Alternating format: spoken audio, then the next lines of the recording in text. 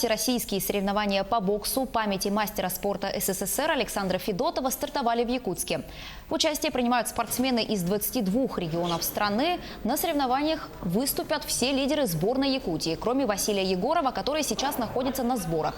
Боксеры в возрастной группе от 18 до 45 лет будут выступать в 9 весовых категориях. Победителям присвоят звание мастеров спорта.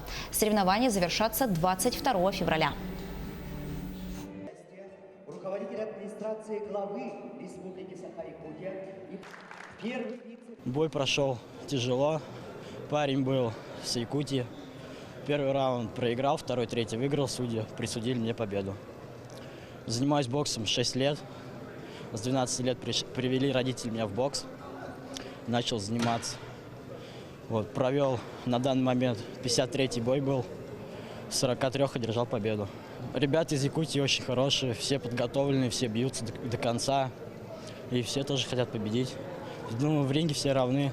Кому-то 18 лет, кому-то 20, но все бьются на равных.